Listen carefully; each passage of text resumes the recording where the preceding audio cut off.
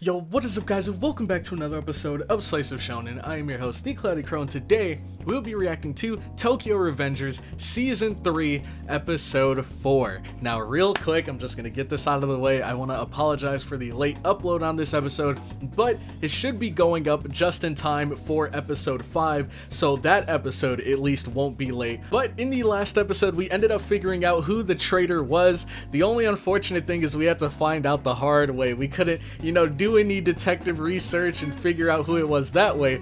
We were just straight up backstabbed. He beat the crap out of Takemichi, dragged him over to some warehouse, and now we're sitting here. I don't remember if Takemichi was tied up yet, but I know Coco and Inupi were. So hopefully we figure out why he dragged us here and what his goals are for dragging us here. And I'm pretty sure it has a lot to do with Izana and his whole gang from Yokohama. So if you guys are excited for the episode, make sure to leave a like. And while you're down there, make sure to hit that subscribe button. And then lastly, do not forget that over on the Patreon, there are a bunch of bonuses. The big one being that if you head on over and join the $2 tier, then you get access to all of my uncut reactions, including this series right here. But with that out of the way, let's get right into this episode. Yep, and they've already been messed up too. Looks like we weren't his first target. Okay, we heard about this, but I don't think they ever said what that role was. The only one allowed to do infighting.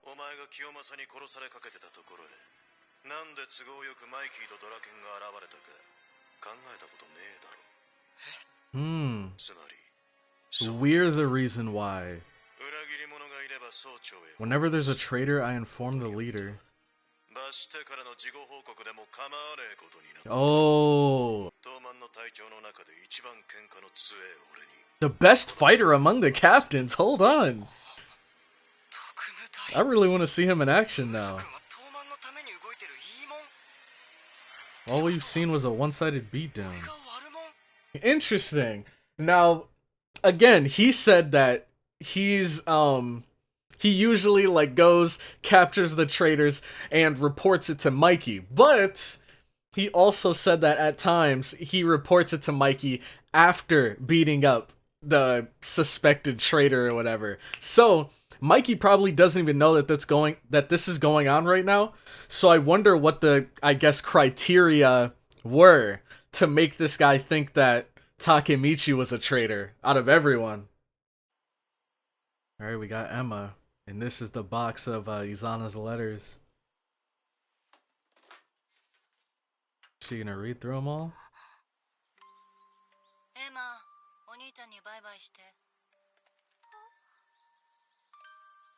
Dang, she looks so cold. So she gave him away. Going to a foster home.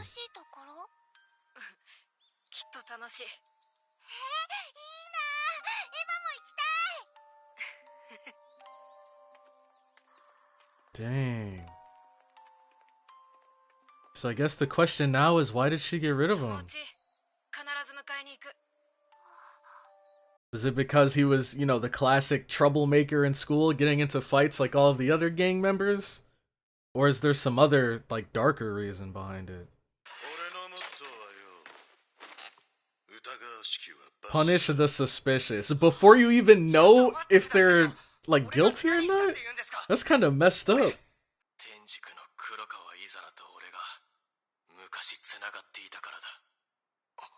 Okay.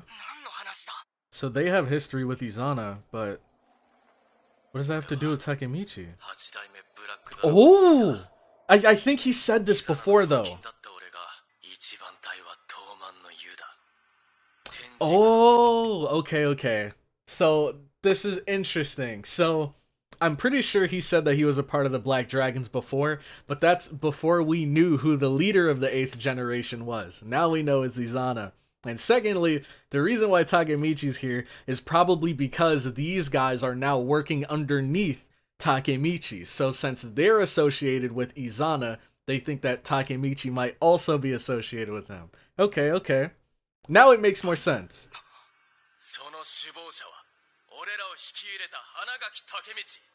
Oh!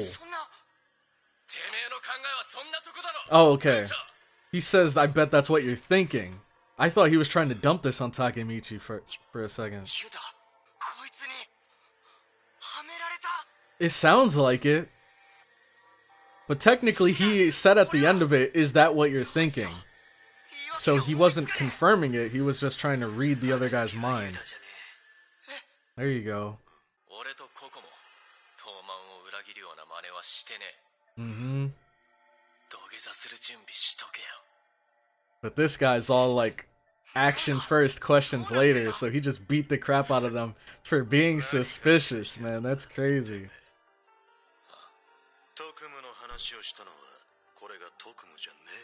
What? So he is the traitor. Let's see what he says. The ghosts of S62. Was he a member as well in the past? There you go. There you go. I told you. I told you, man.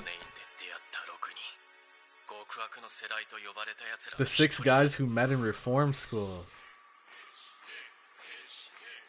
Okay, so we have Izana here. And I think we have the 2 brothers as well. I forget what their names are. But it's the something brothers, and it starts with a H. And then we have, oh, the guy with the white hair and the yellow eyes. He must be this dude with the blonde hair. And then we have the guy with the long, like, braid or whatever you call it. But I don't know who this is. I'm not sure who this is yet. I like how he kind of threw us for a loop there by bringing up his special mission to make us think that we were the ones that were guilty. One of the founding members of Tenjiku.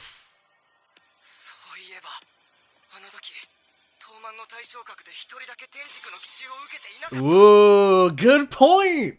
Good point, because we know they all kind of spread out and started attacking different groups. But they never went after him.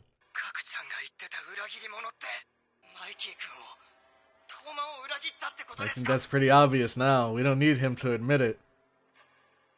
Oh, and that guy back there with the mask on his face, he must have been that last person in that camp. Here it is. So he's loyal to Izana first and foremost. And then he's gonna help him.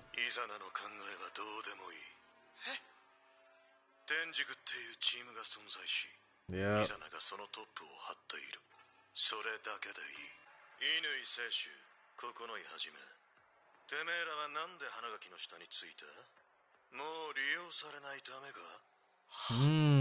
I can't even blame them, because Coco was basically used as a piggy bank. And I forget what they used Inupi for, but I think we all know why. He's a money-making machine. Who's the villain? The big villain that we're going after with the glasses. Why can't I remember his name? He was trying to use, or actually in one of the futures, he did use Coco for that. So maybe he told Izana how valuable Coco is. Dang. You'll have to follow them.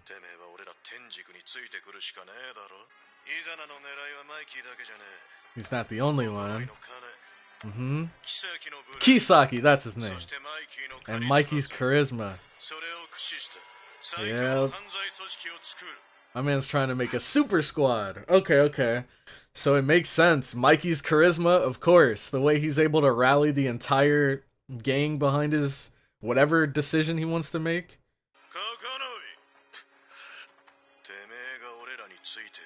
Ooh. They're pulling this card. Let's see what he chooses. This might be probably the most important decision of his life. There we go. Now you hear that music. Here we go, Takemichi. Look at his eyes, man. Talk to him, Takemichi. I don't think he heard you the first time. This is my chance for victory. Look at that smile on his face, dude. This has got to send chills into, like, anyone going up against him. Right now, Takemichi's looking like the crazy one.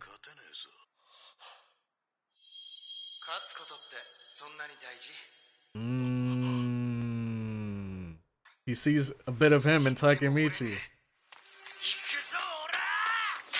Ooh! Dang! But he's gonna get back up. You're gonna have to do worse than that. Okay, not actually. Alright, calm down, buddy. Alright, calm down. You beat him. You beat him, alright? You don't need to... Jesus. I'm not gonna lie, dude. If I had to line up, like, all the protagonists I've ever seen in anime, and I had to list them by who's got that dog in them, Takemichi's gotta be, like, top 5, man. Look at this. Getting the crap beat out of him, and he's still fighting. There we go, Inupi!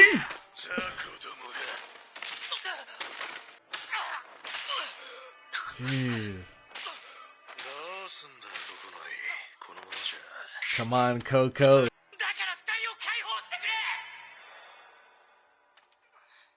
I mean, you can't blame him. You can't blame him. Obviously, the cooler decision would have been to reject him, but that also probably would have been the dumber decision. We at least see how much he cares about his friends. So I guess there wasn't really a bad decision there. In the eyes of us, the viewers. Dang, and to think, even after getting the crap beat out of him, he's still carrying Inupi home.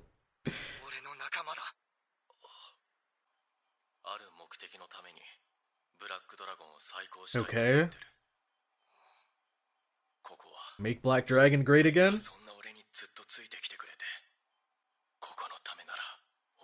And I'm sure he'd do the same for you, man. Clearly he'd do the same.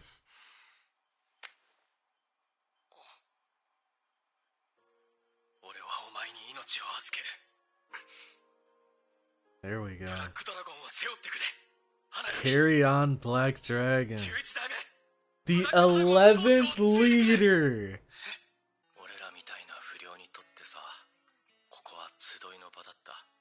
Dang. Shinichiro, he's like connected to everybody. He was really that dude.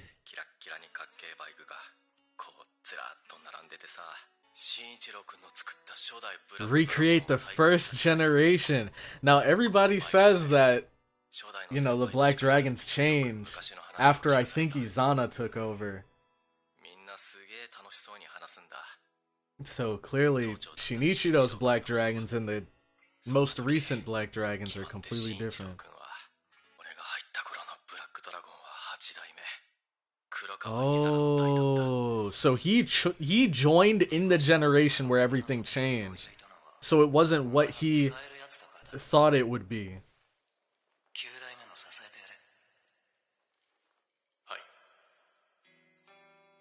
I also think it's really cool how they give characters like different hairstyles and different hair colors so you can see how much they've changed over the years. Like, look, this guy now with the blonde hair, I think right now his hair is like a mix of black and blonde. But back then it was just blonde, and I think before that it was like just black or something. There we go, he's made his decision. And the 11th leader. Dang, that's a flex. I'm not gonna lie. And we'll bring Coco back. We're gonna do everything we set our mind to. And we'll crush Tenjiku. Look at that. See, and he says it in such a way where you believe him, man. He's gonna try to do every single one of these things or die trying.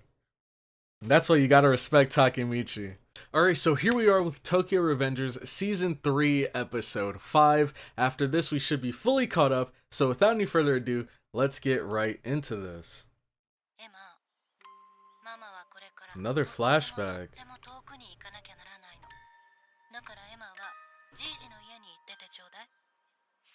So she got rid of both of her kids.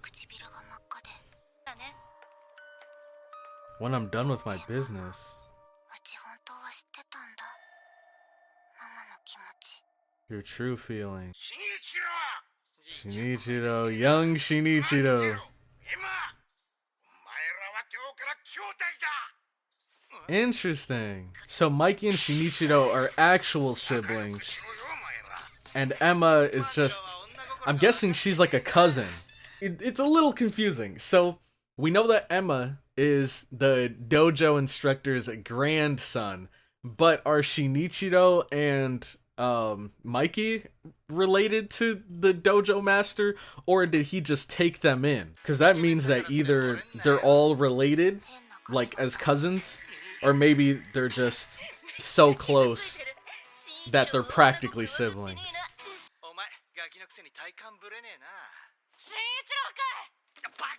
Why does this kid look familiar? Case K? Alright. And look, Mikey, already putting in work at such a young age. And still specializing in kicks.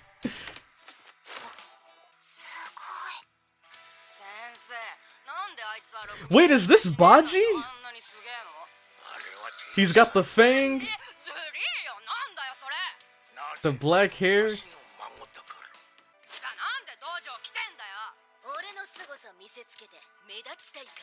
But I feel like they wouldn't focus on this kid so much if he wasn't relevant.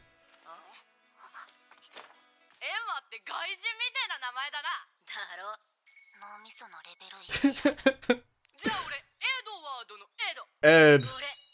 Mikey! This is where his name started.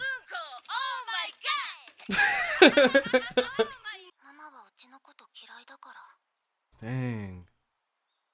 This just got deep out of nowhere.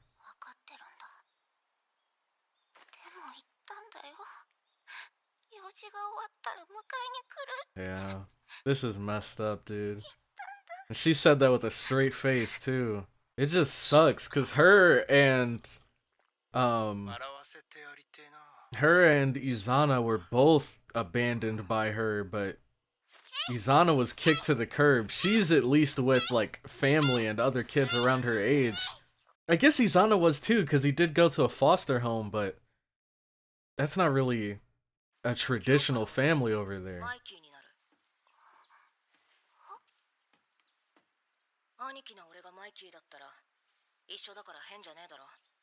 Dang. Mikey and Emma.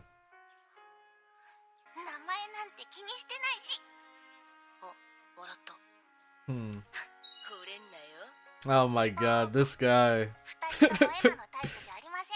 Oh really? Draken. Let's go, dude. This is so wholesome. There we go.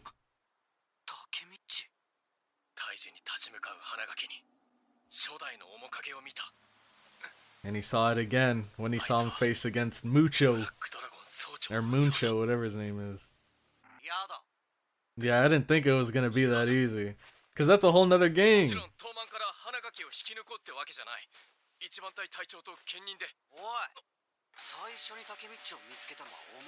Ooh. Yeah. Get your hands off his Takemichi. Dude, it's so refreshing to see this more childish side of Mikey, especially after seeing how he ends up in the future, man. Alright, now to continue from where we left off. Everybody's roughed up, but they're not done fighting yet.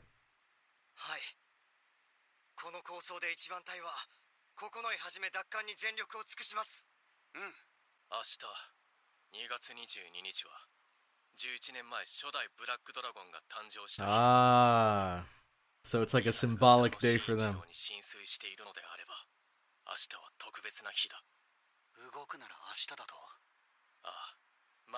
No doubt about it.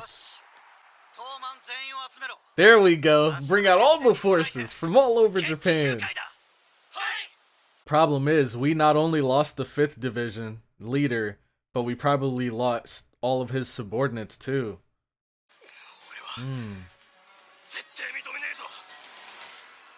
Whoa. We're finally starting to see a bit of conflict between Izana and, what was his name, Kocho? And he was the one that said himself that, you know, he's primarily loyal to Izana. So now that their interests are conflicting,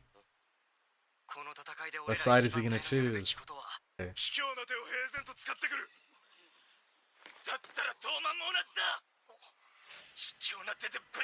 Here we go, Hakai. I don't think they're gonna agree with that though. Taka, Smiley. Oh, on their way here, so this just happened.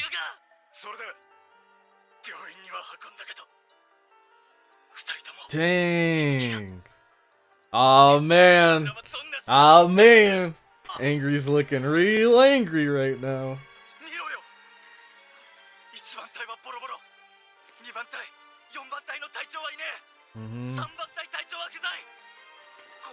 And the fifth, yeah. We're more divided than ever. They're not gonna agree though, because it's against... Yep, there we go. I love that look on his face, man. Yep.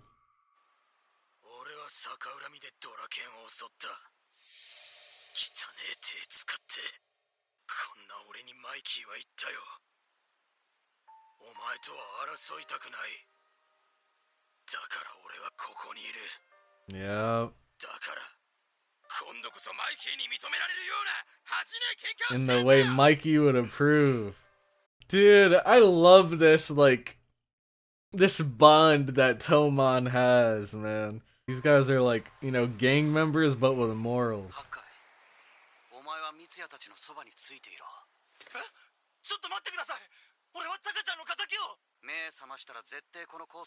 Oh, and you gotta stop them. Dang.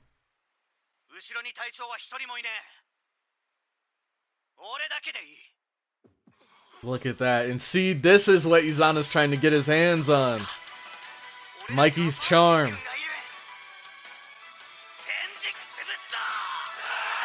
Let's go, dude.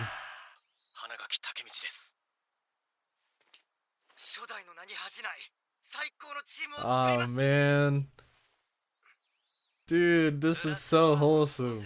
This is such a surprisingly heartwarming episode. And look who's here.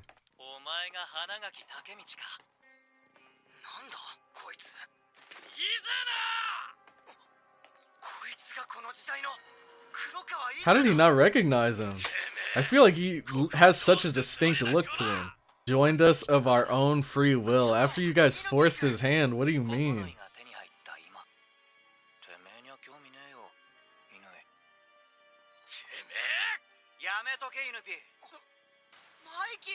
Oh, Mikey's here too! Everybody connected to Shinichiro is here. Let's see what Mikey and Izana do.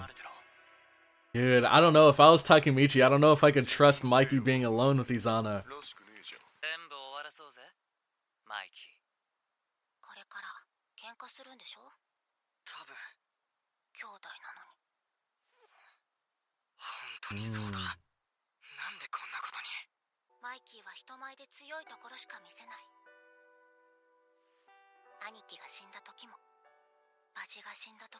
And when Baji died. So that was Baji that we saw back then.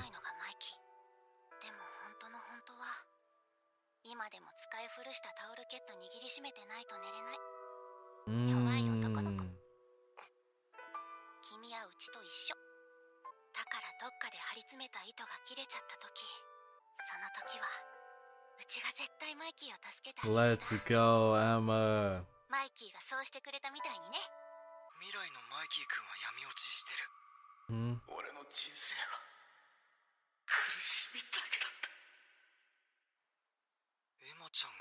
Which means Emma wasn't able to save him! Either she failed or, God forbid, something worse happened. Or it could have just simply been that, you know, maybe she, like, you know, found a good job and maybe moved out of the city or something.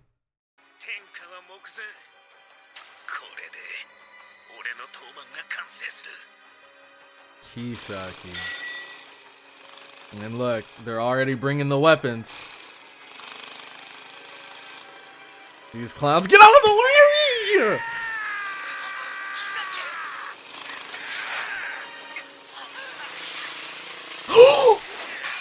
Oh my god! That is brutal, dude. Oh my god. That might be one of the most brutal things I've seen in this anime. Jesus Christ. That's like... That could lead to permanent brain damage right there. A metal bat to the head at that speed? That was like a full charge swing on a motorcycle, dude. These guys. God. And literally, what did Emma do to deserve this? Just simply being Mikey's sister.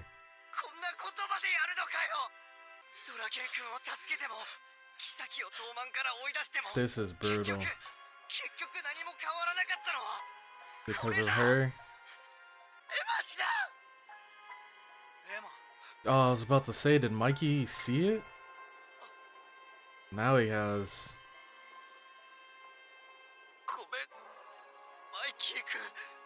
Tell him it was Kisaki. Thank you. I was about to say.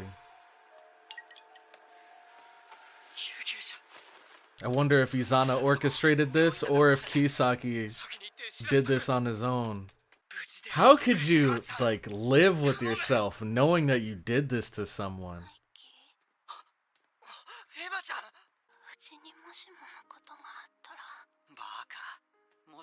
Oh no.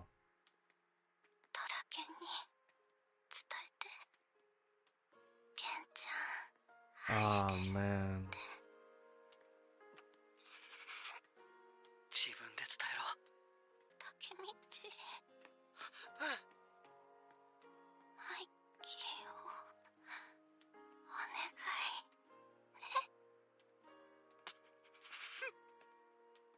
Jesus.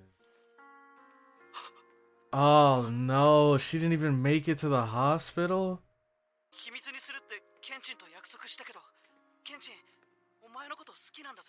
Oh no, and he didn't even get to tell her.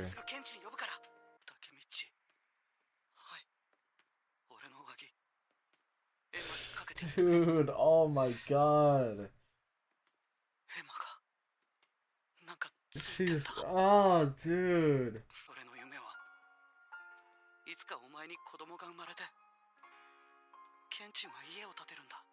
No, this is the day where Mikey breaks, man. And look, all of this down the drain because of freaking Kisaki, man.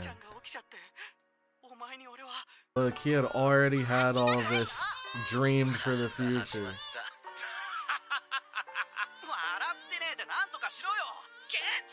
Look at that, and you can see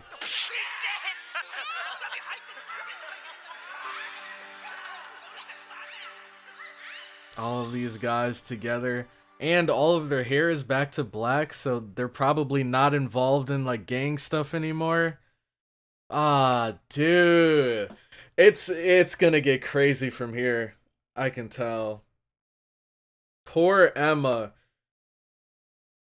And like, the thing that I don't understand though is if this truly is the event that leads to Mikey snapping in every timeline, how are there timelines where Mikey and Kisaki end up working together? Maybe it's because Takemichi wasn't there in the other timelines. The only reason why Takemichi is here this time is because he came here with Inupi. So maybe if Takemichi wasn't here, then Mikey never would have known that it was Kisaki that did this to her. So now that he does know, things might still turn out differently. Also, just as a quick note, I do think it's very bittersweet seeing this ending here, how it's like focusing so much on Emma and all of the different scenes and flashbacks that she was involved in. But I also think it's really cool because it's kind of like this entire ending was dedicated to her, a character that I feel like many of us might have slept on, because I think we all knew that Emma was cool, but she wasn't ever really super involved in the story. We just always saw her as like Draken's girl, even though they weren't actually a thing yet. But oh my god, I didn't even think about it. How's Draken gonna react when he finds out what happened to Emma? He's probably gonna lose it even more than Mikey, man.